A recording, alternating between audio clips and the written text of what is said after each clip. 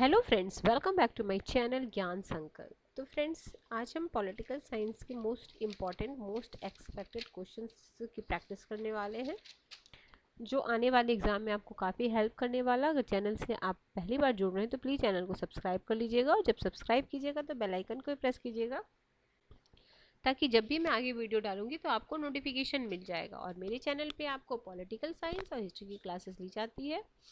चलिए स्टार्ट करते हैं आज का क्लास, और वीडियो को लाइक भी जरूर करें। चलिए, पहला क्वेश्चन है आज के क्लास का। क्या है, निम्नलिखित में से कौन सा युग्म सही नहीं है? अमेरिका, दोहरी नागरिकता सही है। भारत में विधि द्वारा स्थापित प्रक्रिया। सी है सरकार का एकात्मक रूप, और स्विट्जरलैंड में है बहुल कार्यपालिका। तो देखिए, आपको ये भी पता है कि वहाँ पे बहुल कार्यपालिका है, ठीक है, ये भी पता है। ये तो नहीं है, तो इसका राइट आंसर क्या नहीं है ना पूछा जा रहा, तो ऑप्शन सी हो जाएगा। ऑस्ट्रेलिया में एकात्मक तो नहीं होगा, ठीक है, नेक्स्ट। और ये विधि द्वारा स्थापित, ठीक है, तो इसका राइट आंसर क्या हो जाएगा? Option number C. Next question है,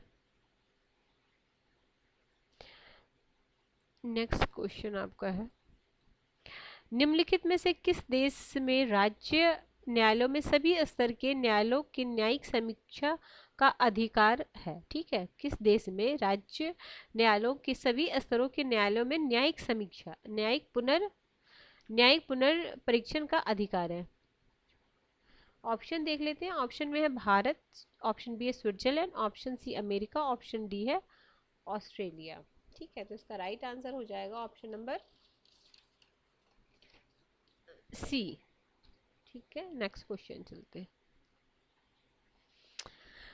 देखिए, निम्नलिखित में से कौन सा कथन माओ का नहीं है? यानी तीन कथन आपका माओ का, एक नहीं है। देख लीजिए कथन पहला कथन बोल रहा है राजनीतिक शक्ति बंदूक की नली से उपजती है। ठीक है, ये तो आपने कई बार कोटेशन ये देखा होगा, बिल्कुल सही बात है।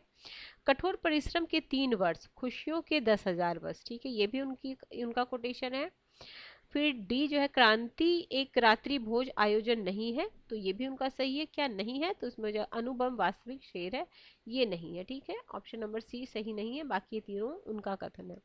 अगला, निम्नलिखित में से कौन सा एक कथन मार्क्सवाद का सही व्याख्या नहीं करता है? कथन मैं बोल रही हूँ, पहला है आर्थिक शक्ति राजनीतिक शक्ति से उत्पन्न होती है। बी है राजनीतिक शक्ति आर्थिक शक्ति से उत्पन्न होती है। सी है आर्थिक शक्ति सैनिक शक्ति से उत्पन्न होती है। डी है सैनिक शक्ति राजनीतिक शक्ति से उत्पन्न होती है। तो इसका राइट आंसर हो जाएगा, क्या सही क्या व्याख्या कर रहा है ना, तो इसका राजनीतिक शक्ति आर्थिक शक्ति से उत्पन्न होती है, तो ये जो बी है वो सही है आपका।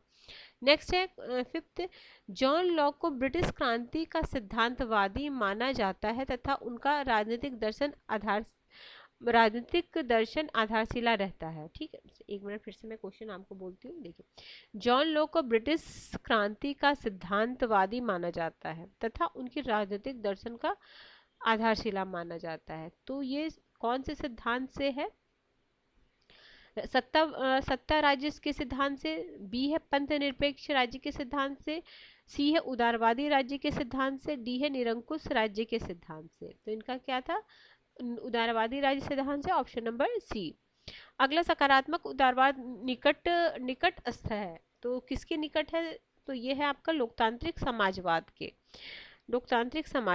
नेक्स्ट है क्वेश्चन नंबर 7, एक अंतरराज्यीय परिषद की स्थापना की जा सकती है। एक अंतरराज्यीय परिषद की स्थापना कैसे की जा सकती है? तो राष्ट्रपति के द्वारा। ठीक है, राष्ट्रपति करते हैं। नेक्स्ट है असर्शन रीजन का क्वेश्चन है, अनुच्छेद 1 में भारत को राज्यों का संघ बोला गया है। ठीक है, राज्यों का संघ शब्द का प्रयोग उपराष्ट्रवाद की भावना को दबाने और देश की एकता अखंडता को सुदृढ़ करने के लिए बनाएगा। तो बिल्कुल सही बात है, सही है दोनों, और सही एक दूसरे की व्याख्या कर रहा है।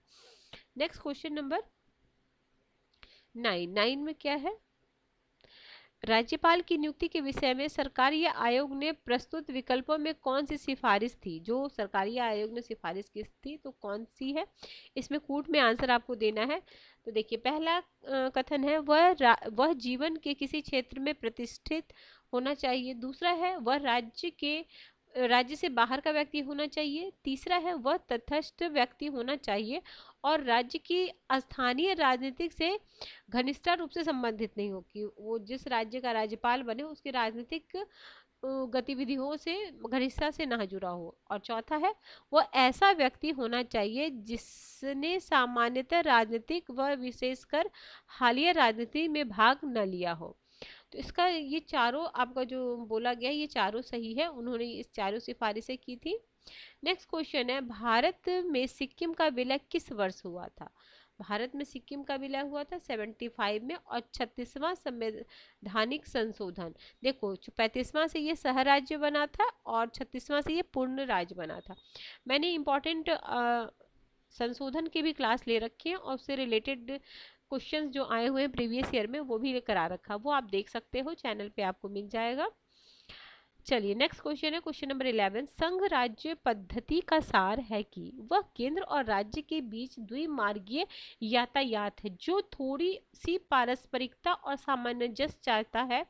यदि ऐसी संघ व्यवस्था हो तो उसे कहा जाएगा। तो ऐसी संघ व्यवस्था को क्या कहेंगे? सहकारी संघ व्यवस्था। ठीक है, ग्रेविल ऑस्टिन ने भारत के संघीय व्यवस्था को सहकारी संघवाद बोला था। ठीक है, अगला है निम्नलिखित में से किसने अमेरिकी सर्वोच्च न्यायालय को अमेरिकी कांग्रेस का तृतीय सदन कहा है? तो ये बोले थे लास्की। ठीक है, तृतीय सदन बोले थे Laski. Option number A is the 12 का ऑप्शन नंबर ए। Question number 13। भारत में वित्तीय व्यवस्था को केंद्र एवं राज्य स्तरों पर किसके द्वारा नियंत्रित किया जाता है? किसके द्वारा नियंत्रित किया जाता है? तो भारत का नियंत्रक महालेखा परीक्षक, ऑप्शन नंबर सी। ठीक है, नेक्स्ट क्वेश्चन 13 का सी हो गया। 14 क्वेश्चन 14। निम्नलिखित में से कौन शास्त्रीय व्यक्तिवाद का प्रतिनिधि नहीं है? शास्त्रीय व्यक्तिवाद का प्रतिनिधि नहीं है तो नॉर्मल एंजल्स नहीं है शास्त्रीय, और बाकी कौन कौन है? जॉन स्टुअर्ट मिल है, एडम स्मिथ है, एडवर्ड स्पेंसर है। नॉर्मन एंजल आपके ये हो जाएंगे, आदर्शवादी हो जाएंगे। अगला है निम्नलिखित में से किसे ब्रिटिश फेबियनवाद तथा फ्रांसीसी श्रमिक संघवाद का बौद्धिक शिशु कहा जाता है? ठीक है, किसे बौद्धिक शिशु कहा जाता है? तो श्रेणी समाजवाद को ब्रिटिश फेबियनवाद और फ्रांसीसी श्रमिक संघवाद का बौद्धिक शिशु बोला जाता है, श्रेणी समाजवाद को। एक देश में समाजवाद, यह नारा किसने दिया था? तो यह स्टालिन ने दिया था, एक देश में समाजवाद। नेक्स्ट है मंडल आयोग का अध्यक्ष कौन था? ठीक है, मंडल आयोग के अध्यक्ष कौन थे? ऑप्शन देखिए, BN मंडल, BP मंडल, LD मंडल और RN मंडल। तो इसका राइट आंसर हो जाएगा BP Mandal, option number B is the right answer. Next question पे चलते हैं। राज्य के नीति निर्देशक सिद्धांत निम्नलिखित में से कौन सा नहीं है? ठीक है, पहला ऑप्शन है जीवन के पर्याप्त साधनों का अधिकार, अल्पसंख्यकों की भाषा लिपि संस्कृति का संरक्षण, सी है राज्य पोषण जीवन निर्वाह के स्तर को बढ़ाने और सार्वजनिक स्वास्थ्य को सुधारने का प्रयास करना, डी है कुटीर उद्योग को विकसित करना। तो ये वाला आपका नहीं होगा, ऑप्शन नंबर बी। नेक्स्ट है निम्नलिखित में से कौन सा वक्तव्य राजनीतिक दलों के विषय में सही है? राजनीतिक दलों के विषय में सही है।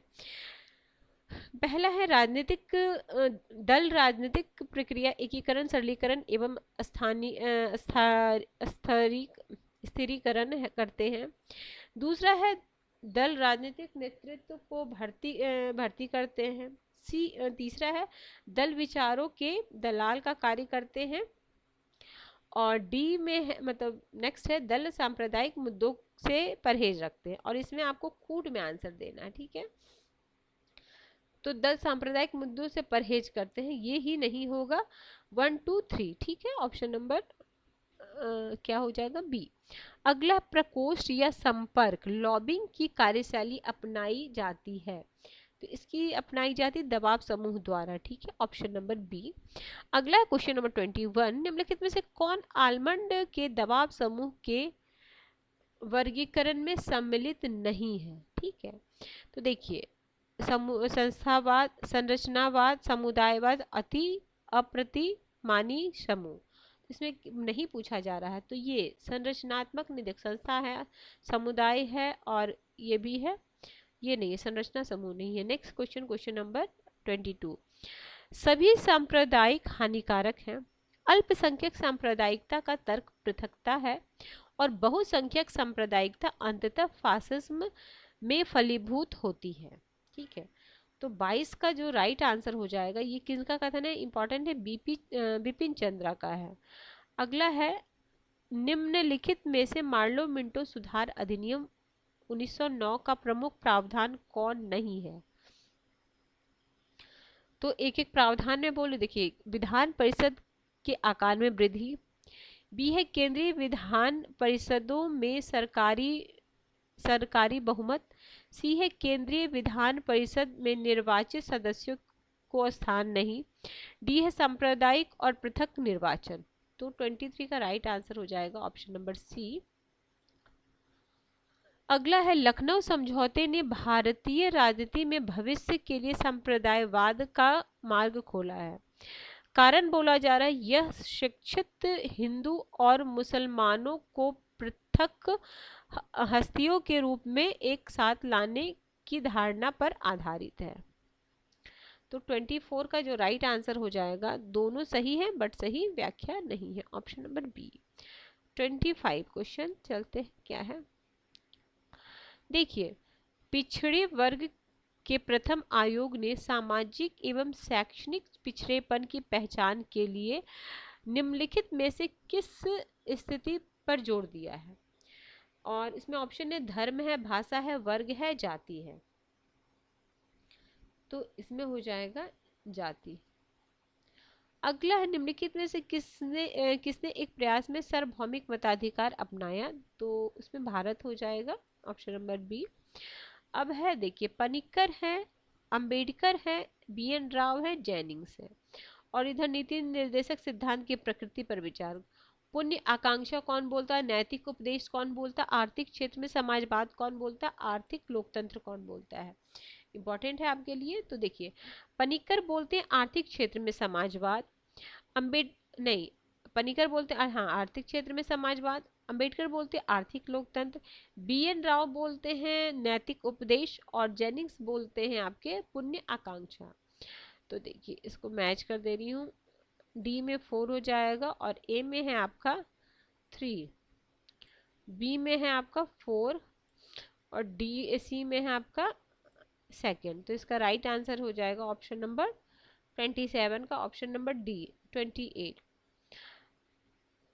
कल ही क्लास मैंने आपको अनुसूची भी बता दी, 12 अनुसूचियां जो हैं किससे किससे रिलेटेड है। देखिए, तृतीय इसमें पूछा जा रहा है, चतुर्थ, छठा और नौवां। देखो, नौवां तो सबसे पहला संवैधानिक संशोधन जो 1951 में हुआ था उसी में जोड़ा गया था, क्योंकि मूल संविधान में आपके 8 अनुच्छेद थे। फिर हमारा जो पहला हुआ संवैधानिक संशोधन उसमें 9वां जोड़ा गया था। तो 9वां जो 9 जो है आपका, उसमें क्या दिया गया, उसमें दिया गया भूमि सुधार। तो यानी डी में आपको क्या लगाना था, फर्स्ट लगाना था। तो यानी आपको ये और ये तो एलिमिनेट है। इसका राइट आंसर देखिए, ए में है शपथ है, तीसरा में, चौथा में प्रतिनिधित्व है, छठा में जनजाति क्षेत्र है, और 9 में है आपका भूमि सुधार। अगला है, संघ लोक सेवा आयोग की उत्पत्ति संबंधित है। तो संघ लोक सेवा आयोग जो बना है वो कब से है, तो 1919 के अधिनियम से, ये हो जाएगा सी। अगला, भारतीय संविधान में प्रथम संशोधन, देखो चलो अभी मैं नहीं बताया था प्रथम संशोधन क्या हुआ, कब हुआ था, 1951 में हुआ था। और इसमें क्या ऐड किया गया था, 9वीं अनुसूची को ऐड किया गया था, जो क्या था, भूमि सुधार से। अगला, निम्नलिखित में कौन एक सही नहीं है। ठीक है, मैं चारों पढ़ रही हूँ, फिर आप देखना क्या सही नहीं। पहला है, राज्य की शक्ति मौलिक एवं प्राथमिक है, क्या सही नहीं है। ठीक है, राज्य की शक्ति प्रत्याधिकृत और व्युत्पन्न है। सी है, सरकार की प्रकृति क्षणभंगुर है, क्योंकि कुछ समय के लिए रहेगा, हो सरकार नष्ट भी हो सकता है। सरकार की सत्ता सीमित है, बिल्कुल सीमित है, क्योंकि ये संविधान के अनुसार ही ये चलेंगे, तो उनकी जो सत्ता सीमित ही है। तो क्या नहीं है, तो ऑप्शन बी। अगला है, निम्नलिखित में से किस भाषा में शब्द स्टेट्स जिससे शब्द स्टेट बना हुआ है मुख्यतः प्रयुक्त हुआ है। तो किस भाषा से लिया गया है, कहने का ट्यूटोनिक।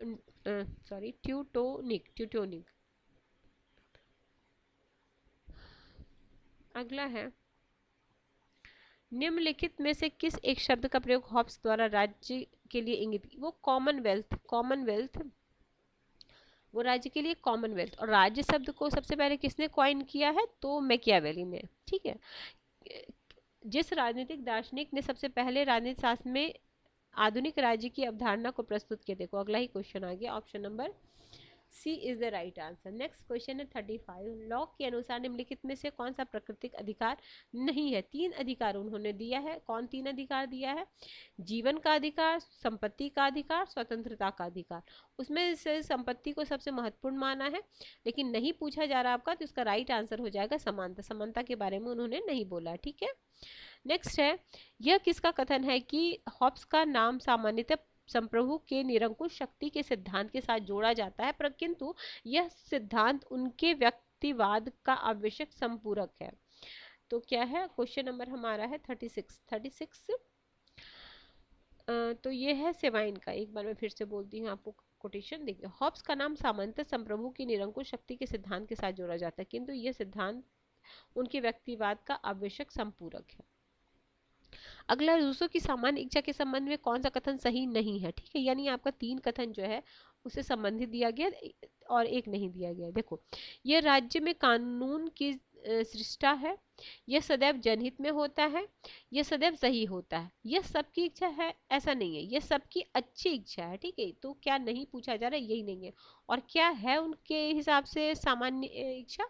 तो यह सदैव सही होता है। ठीक है, और यह सदैव जनहित में होता है, यह राज्य में कानून की सृष्टि करती है। ठीक है, सृष्टा है।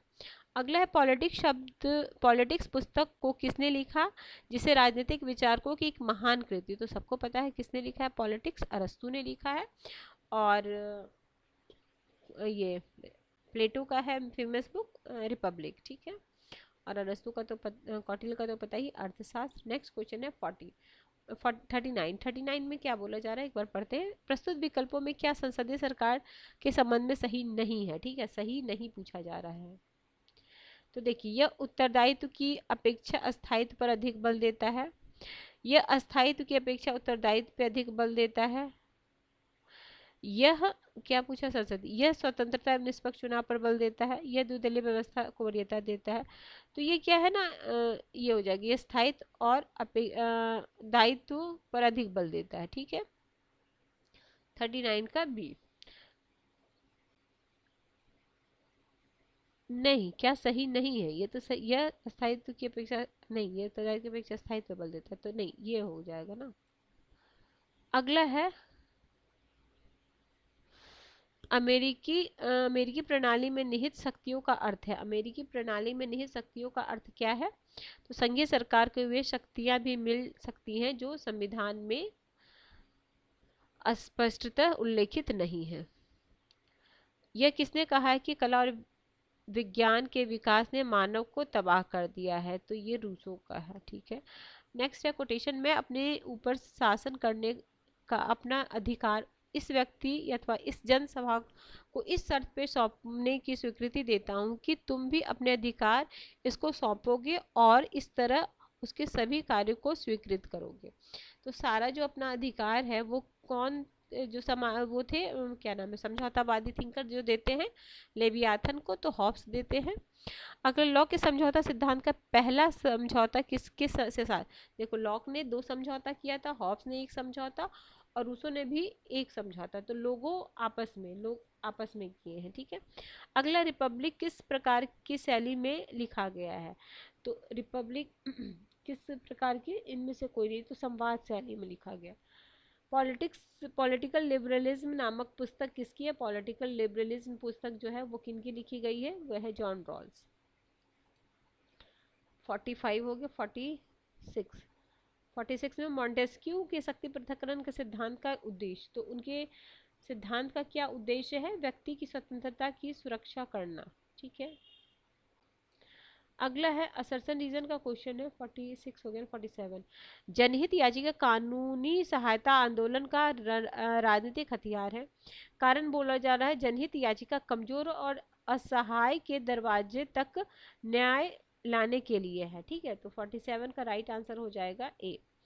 दोनों सही सही व्याख्या है। नेक्स्ट क्वेश्चन है, अनुपातिक प्रतिनिधित्व की प्रणाली अल्पसंख्यक के प्रतिनिधित्व की समस्या का कुछ हद तक समाधान कर सकती है। अनुपातिक प्रतिनिधित्व की प्रणाली निर्जातीय लिंग हितों और विचारधाराओं पर आधारित सभी प्रकार के समूहों से यथोचित प्रतिनिधित्व को सुलभ बनाती है। तो ये दोनों सही है और सही व्याख्या है। नेक्स्ट क्वेश्चन है क्वेश्चन नंबर 49, किस देश के चिंतकों में संप्रभुता को सरकार के एक अंग के रूप में निहित करने की सामान्य प्रवृत्ति है?